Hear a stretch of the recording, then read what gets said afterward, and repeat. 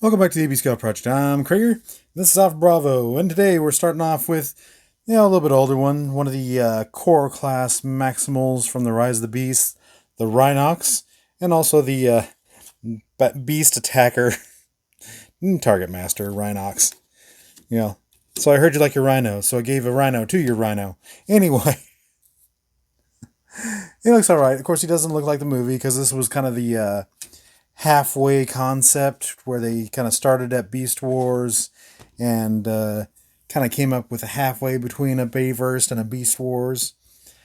We'll go ahead and take off the Battlemaster for now. And these fit over the hand. So that's pretty cool. They do spin, unlike the Kingdom. So if you don't have a T30 and you've got the Kingdom, you might pick one of these up on clearance and have some spinning chain guns of doom. So that is one good thing about them. The head sculpt is kind of horrific. But overall, it's a really simple figure. Not a whole lot going on. It works. It's a good Rhinox. If you got nothing better and you want to pick it up on the cheap, go ahead.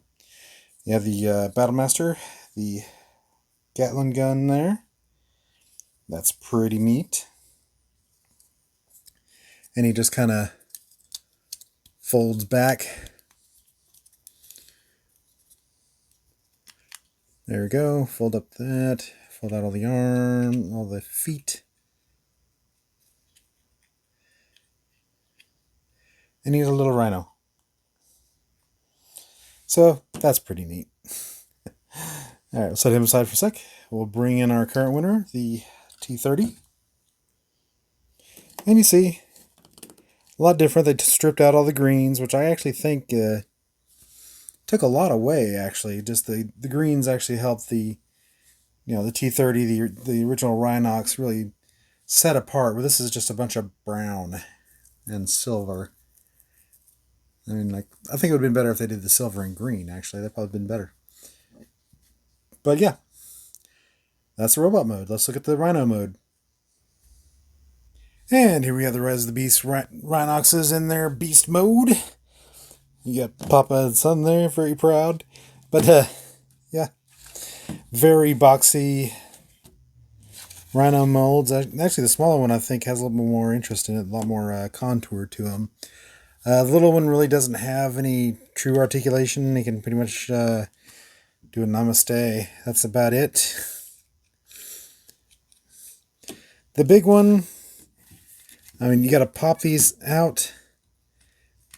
And then not really any knee joint or anything like that. He just has that joint and they swoop back in.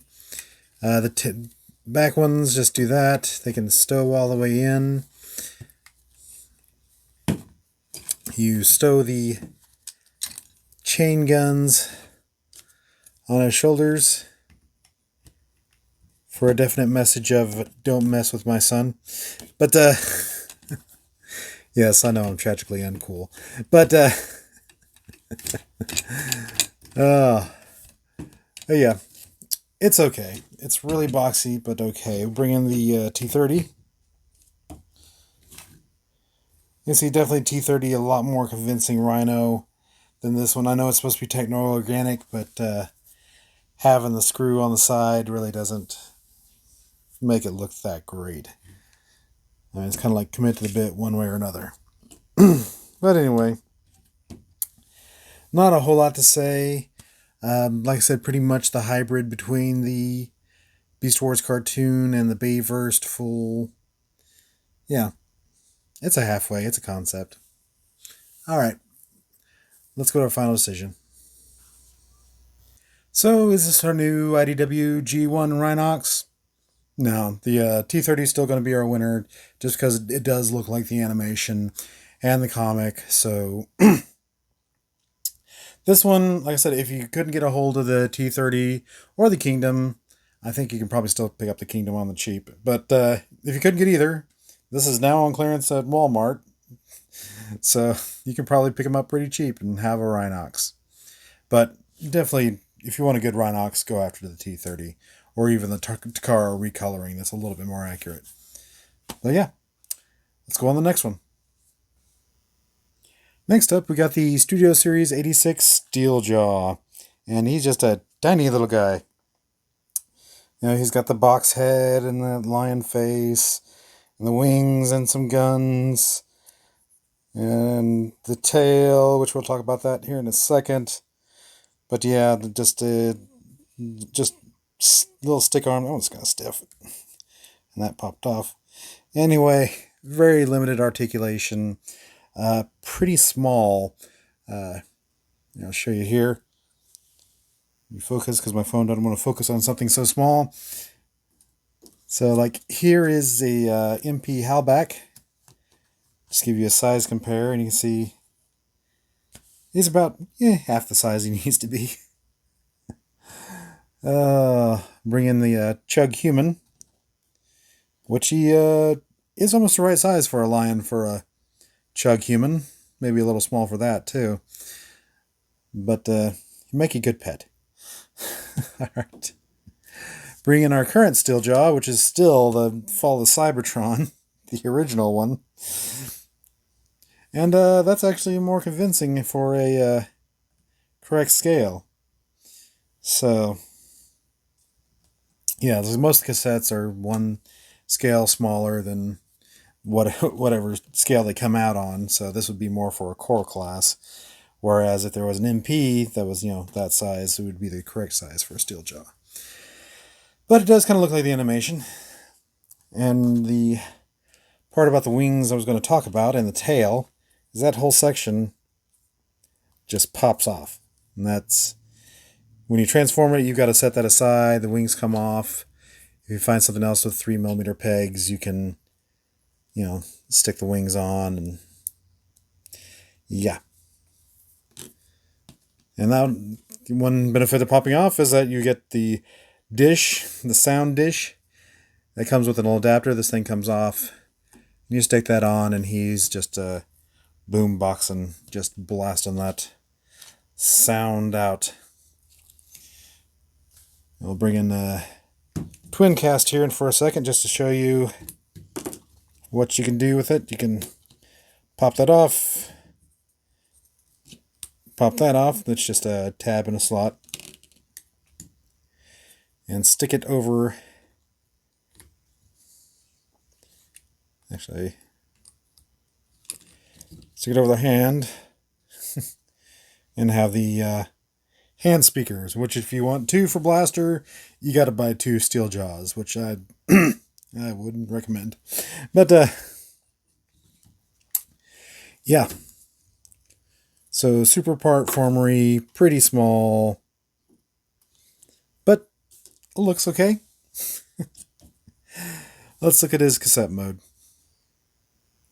And here we have Steeljaw in his cassette mode, and he's kind of half painted. I mean, they really, it's molded in there. You can see that other winder is molded in. They just didn't paint it. So I kind of wish they did that. On the other side, we got 2 winders and a 5mm peg. So if you want to take him and stick his wings on there, you can do that if you want to. Or you can stick the, adapter and the and the horn on, whatever you want to do. And bring in the twin cast here. Pop out eject. And see, he can kind of fit in there when you shove him in there. There you go. And of course, you got him on the wrong side. But, yeah, he does stow. So, he does meet the deployer requirement. Actually, there you go. That's probably the correct way. There you go. Now you can see the winder, and it doesn't matter that the other one wasn't painted. Anyway. Yeah, really not much to say about it. It's cassette. Bring in the Fall of Cybertron. You can see that this was a data slug or data disk, which is pretty thick. But there's a comparison of the two. How about we focus? There we go. There's a better comparison of the two. Yeah, my camera has a hard time focusing on these small things. Alright, really not much to say about it. So let's just go to final deliberation. So is this our new IDW G1 Steeljaw? I think for scale, no. Even though I'm still looking to replace all these FOC guys, I'm still don't want to replace it with the small guy. I don't dislike this mold as much as I did the tanks. So, still the winner is the original generation's Fall of Cybertron Steeljaw. Alright, let's wrap this up.